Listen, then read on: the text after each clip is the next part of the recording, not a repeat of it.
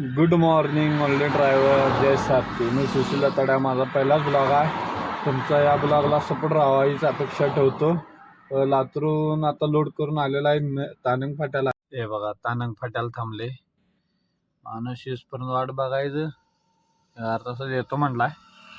अर्धा तासात आली की त्याला क्रॉसिंग करून पुढील इचलकरंजीसाठी ते 10 10:30 उघडतात. त्यामुळे काय अडचण नाही. गेले 1 तासात तिथे खाली होत्या. तिथनं गणेश बेकरी रिटर्न. मग चला ते पार्टीवाला आला की तुम्हाला दाखवतो. तिथं माल घेऊन आता इचलकरंजीला जात आहे. आता इचलकरंजीला जाऊन त्या पार्टीचं तुम्हाला दाखवतो. सॉरी त्या पार्टीला दाखवू शकलो नाही. तेव्हा म्हटला व्हिडिओ करू नको, त्यामुळं सॉरी.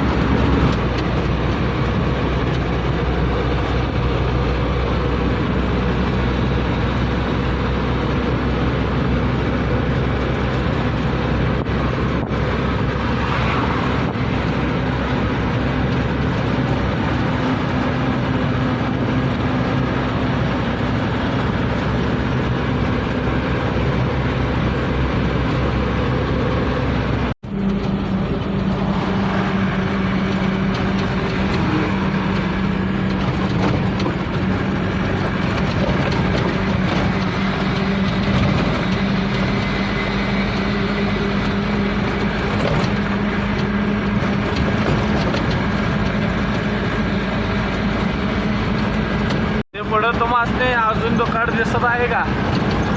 आता बघा 10 वाजल्या तरी अजून दुकानचं इथे चिन्ह गेलेलं नाही. कसं काय रात्री वातर मग येऊ केळी झाड,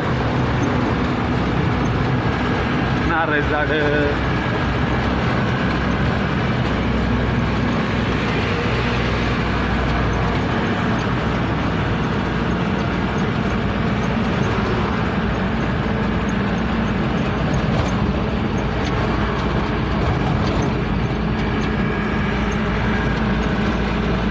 बघायला वाटतं नाही का?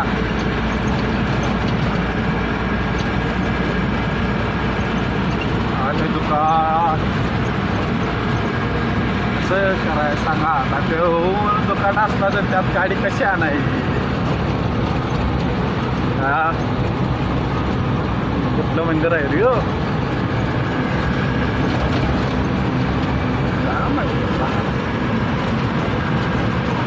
आता आम्ही रस सोडलोय. आता अंकलीवरनं जयशिपूर डायरेक्ट इचलकरंजी सत्य नाही.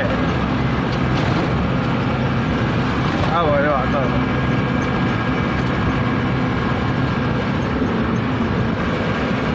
इचलकरंजी रोडला लागलोय आता. आणि अर्धा पाऊण तासात जातोय. आता जायला का 15 मिनिटाचा रस्ता आहे. पण आता ट्रॅफिक पुढे इचलकरंजी जसं गाव सिटी लागेल तसं ट्रॅफिक वाढतोय. ट्रॅफिक वाढला की झाला. आमच्या टू व्हीलरवाले मगाशी जयशिंगपुरात दमवले. आता इथं कार गाडीवाले दमवत्यात का टू व्हीलरवाले दमवत्यात. मोठी गाडी बघितली नुसती दाबा दाबी.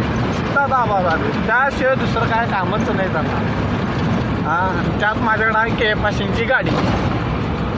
के पासिंगची गाडी असल्यामुळं बाहेर राज्यातली गाडी म्हणतात चला म्हणतात. तर त्यांना उत्तर मराठी भाषा बोलल्यावर मग बघ ते आपला तिथला हाय म्हणून. तर चला त्या पार्टीवर गेल्यावर भेटून तुम्हाला त्यातला काय व्हिडिओ करू शकत नाही, पण बाहेरचा व्हिडिओ करू शकतोय एवढा. चला तिथे गेल्यावर तुम्हाला परत जावतो. आता कोण दमवते? टू व्हीलर किंवा कार गाडी म्हटले आमचे डंपरवाले दमवायला लागले.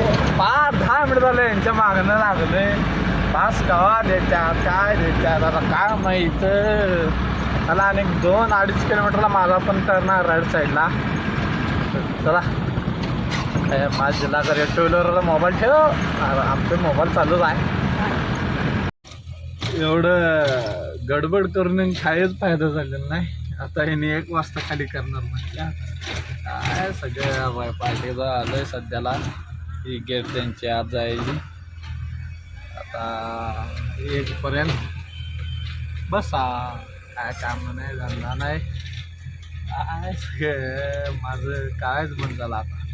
एवढं फक्त पाण्यात फाट्याला नाश्त्याला जेवढं थांबलेलं त्याचा नाश्ता केलो. नाश्ता करून जायचं 1:30 वाजले तरी काय अजून खालीच नाही. अजून बसलोय ना. आज नशीबच कोणाचं सकाळी उठलं तोंड कोणाचं बघितलेलं काय माहिती.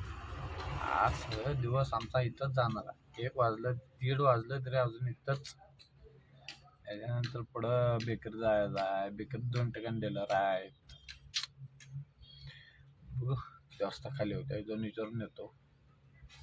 रिकामी झाली आता भाड्यासाठी थांबायचं आणि 5-10 मिनिट. काय त्याला सांगतो ना सकाळी 11 वाजता आलं तेव्हा सांगितलं की दादा भाडं मागून घे. रिकामं असं म्हणजे भाडं येते. आता त्यानं भाडं मागितलं आहे आणि आता भाडे आला आणि 10-15 आहे. कमीत कमी 2.5 टन आहे याचा माल. 2.5 टनसाठी कमी कमी 12 1 2 3 तास मोडलं. चला आता भाडं घेऊन नांदेडला जा. बेकरीतून फोन आला आहे की बेसन अर्जंट लागणार आहे लवकर ये. आता इचलकरंजी सोडून पुढं आलो आहे आणि अर्धा-पाऊण तासात पोचतो तिथं. अजून त्यात भरणी आहेत. भरणी खाली करणार मग उतरवणार बाकी बेसन. बघू तिथे गेल्यावर खावा. चला नांदेड गेल्यावर भेटू. बेकरीचा आत आलेला आहे. एंट्री केलं आहे. एंट्री करून आज कंपनीत गाडी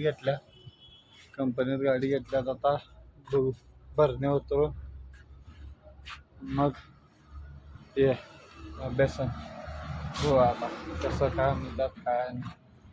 चला भरणे उतरून परत वर बेसनला भेटतो. चला भरणी खाली करून आता बेसनला आले. बेसन बी खाली होत आहे.